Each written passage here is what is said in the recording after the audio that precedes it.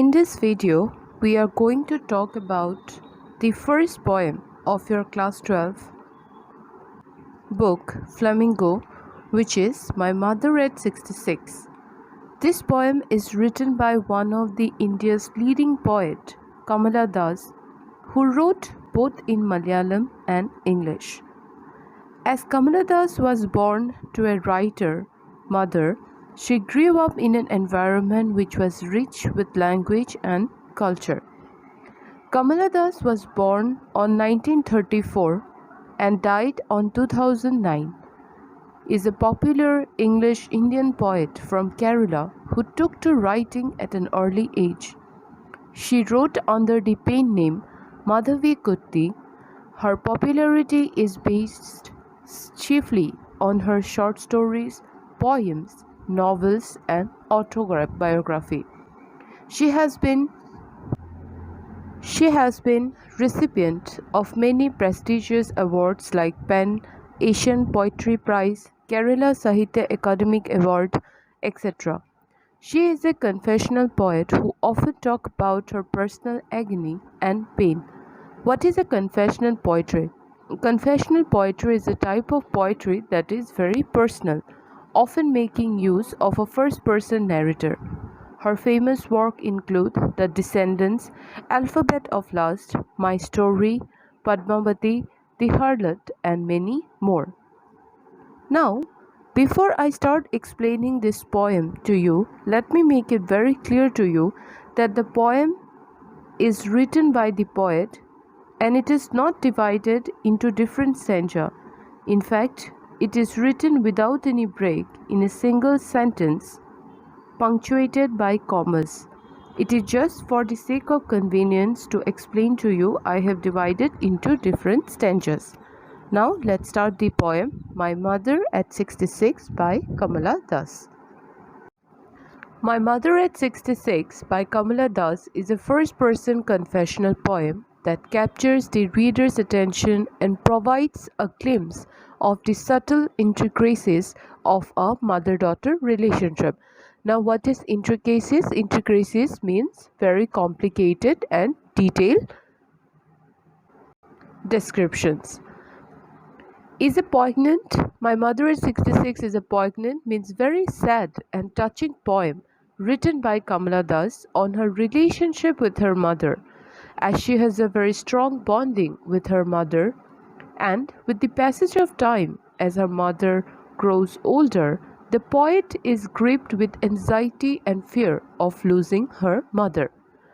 My Mother at 66 is a lyric poem by Kamala. Now, what is a lyric poem? A lyric poem is any fairly short poem uttered by a single speaker who expresses a state of mind or a process of thought or feeling.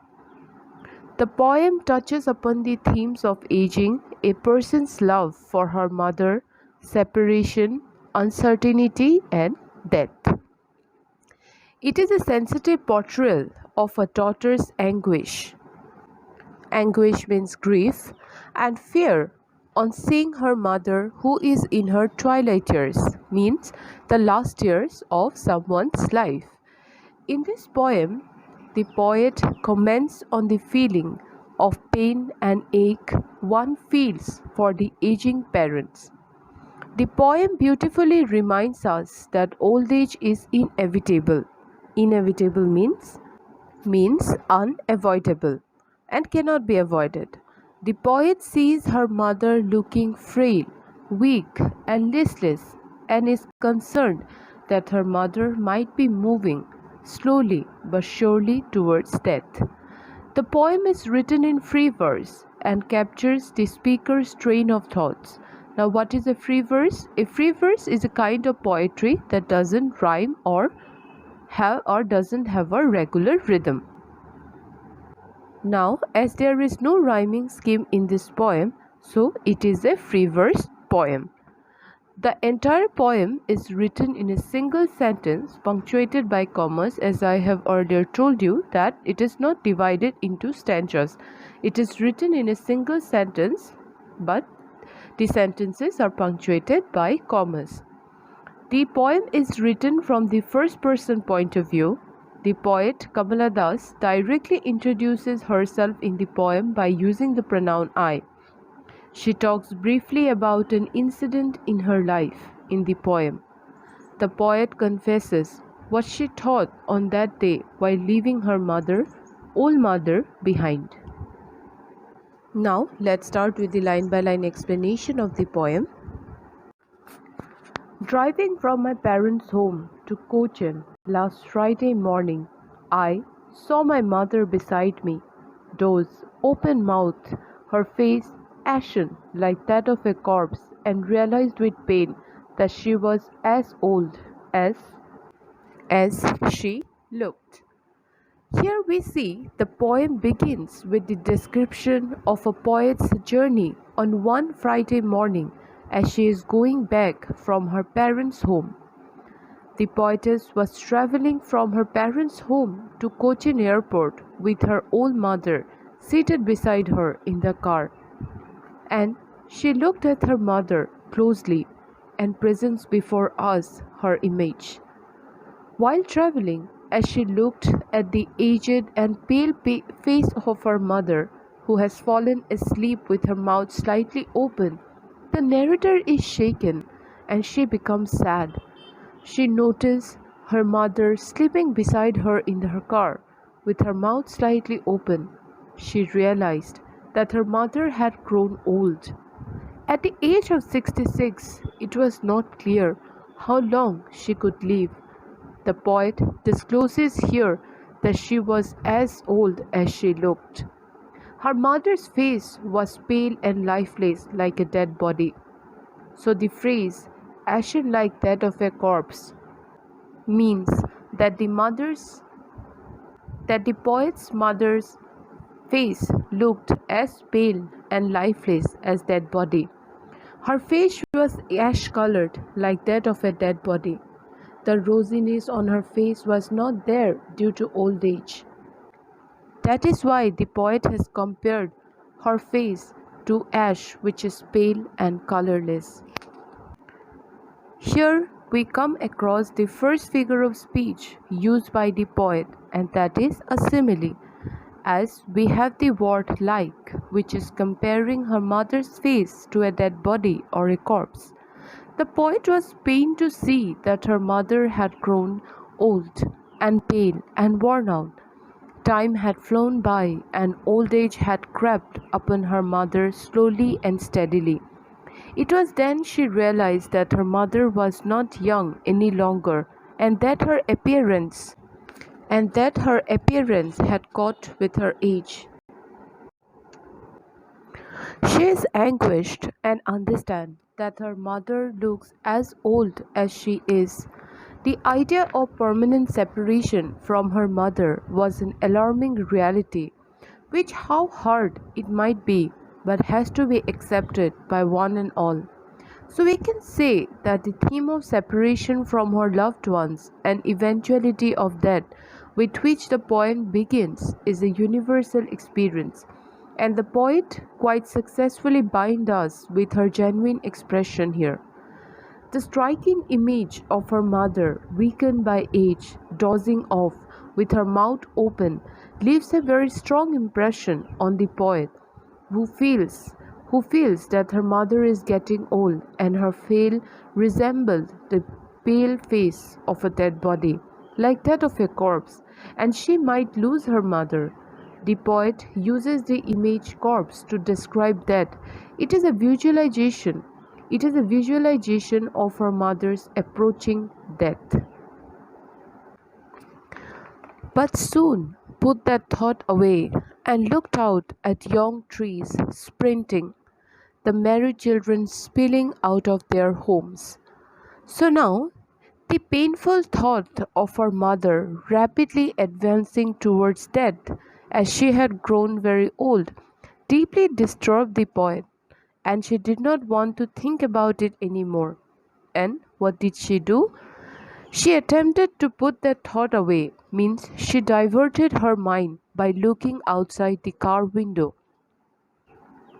and finds that the world outside is in complete contrast If old age and mortality occupied her thoughts earlier, now she is able to view sprinting trees. This is the image which has been beautifully used by the poet to capture the idea of running trees. Sprinting means short, fast run. So they capture the idea of running trees which one experiences while sitting inside a moving vehicle, which is a common experience which you also have it. So what happened when she looked outside the car window? Let's find out that. As she looked outside the car window, her eyes fell on the trees that the vehicle was passing by. As the car was moving fast, it seemed to the poet that all the trees she could see outside were also running, means sprinting at full speed outside the car. The running trees signify youth and energy. The young trees represented life, in contrast to her mother's growing age and approaching death. The young sprinting trees represent passage of time in human life from childhood to old age. To highlight and contrast the growing age of her mother, the poet has personified the trees as being young. The poet's eyes also fell on the children who were running, who were coming out of their homes with their excitement to get outside. It happens as if it appears as if the children have spilled out. That means they have poured out of their homes to spread the message of happiness around them. The young children are full of joy, vitality, vigor, and enthusiasm. They represent youth, whereas the poetess' old mother represents inactivity and decay. The scene outside the window is of growing life and energy. The face of the poetess' mother symbolizes frailty, dullness, pessimism, and inactivity, whereas merry children and young trees symbolizes vigor, energy, zeal, optimism, and joy. The image of her old mother and the young trees and merry children create a contrast between old age and youth, that means life and death. Inside the car, her aging mother gave her the feelings of grief, and outside of the car, nature was brimming with joy and vitality. Outside the car, alongside the poet, one can see green trees full of vitality and energetic children running out of their houses to play. The world outside the window of the car with the sprinting trees and the children spilling out in energetic exuberance are a sharp contrast to the poet's old mother who lacks the vigor of life. But after the airport's security check, standing a few yards away, I looked again at her wan, pale. One means colorless, wan pale as a late winter's moon. So, what happened after that? The poet continues to narrate her experience. They now reached the airport and passed through the formal security check at the airport. Her mother was standing a few yards away, means a few distance away. The poet looked again at her mother's pale face from a distance. Though she was very much attached to her mother, but out of her obligation for other duties, she cannot stay with her mother, and now she feels sad as she looked at her mother, for she finds her face just like a late winter's moon. Her mother's face seemed to the poet as a late winter's moon. She compared her mother's pale face to a late winter's moon. As a late winter's moon loses its brightness, magnificence, luster, and beauty because it is covered with mist and fog in winter, similarly, the poet's mother has also lost her youthful look, vitality, and charm and brightness due to old age. And the poet once again used the symbol of winter to bring out the idea of death. As we all know, winter comes at the last Winter comes last in the season cycle and is shrouded with impending finalities, thereby suggesting that the poet's mother is also nearing to the end of her life. And felt that old familiar ache, my childhood's fear, but all I said was, "See you soon, Amma," and all I did was smile and smile and smile. So in the concluding lines, we see that how the poet reveals her childhood old familiar ache of getting separated from her mother has once again returned and is troubling her. As a child, the poet Kamala Das must have felt insecure each time she was away from her mother.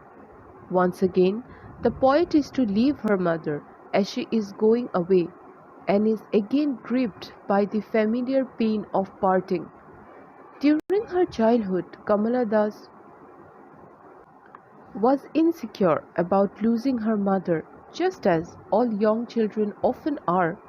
These feelings have become even more intense as her mother has grown old and frail. The phrase familiar ache means the poet was now experiencing the same pain and fear of losing her mother. The poet's childhood fear was that of being separated from her mother, and the sadness was always associated with the thought of losing her mother because of her mother's old age. Although she is feeling the pain of separation, but keeping up a brave front, she hides her emotions and smiles. She doesn't let her fear show itself on her face.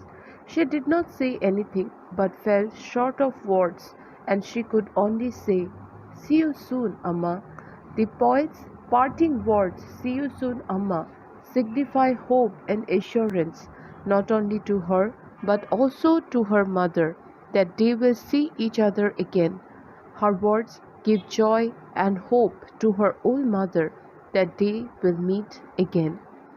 She hides her distress and concern about her mother's frail health behind the words "See you soon, Amma," and a smile.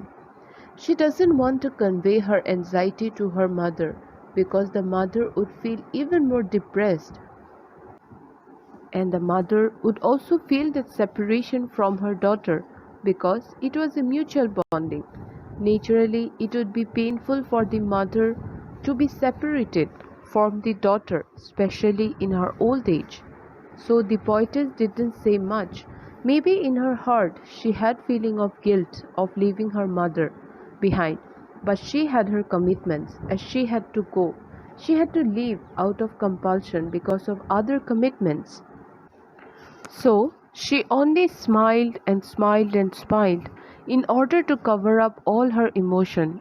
It is actually a painful smile and true feelings of pain about the impending loss of her mother due to her mother's old age. The poet tries to conceal her painful feeling of parting from her mother by her smile. Although the poet is distraught means worried and deeply hurt with fear at the precarious means uncertain health of her mother.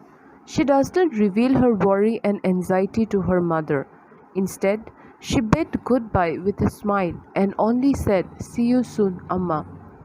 The repetition of the word smile is used to emphasize her helplessness in this situation. She can definitely experience the pangs of separation, yet she bids her farewell in a pleasant manner to her mother. By this repetition, she is making an effort to hide her helplessness, anxiety, and fear of losing her mother. We can say that she is so overwhelmed by her emotion at this farewell that all she could do is to smile and smile and smile with a promise of meeting her mother again. By using the poetic device of repetition, the poet has made the poetic language rich by depicting many hidden emotions through smile, and also to emphasize the idea of her smile as she wants to make this farewell easy for both herself and her mother, and this has also used to create a musical effect. The poem ends with an ellipsis. Now, what is an ellipsis? An punctuation mark consisting of three dots. The poem captures the fear of a narrator of losing her mother due to her old age. The poet sees decline in her health and accepts the reality of approaching death of her mother. Though she is disturbed by it, yet due to her own duties she is not able to stay back with her. The sadness of separation from her dear ones is a fact of human mortality, and this is the central idea of the poem.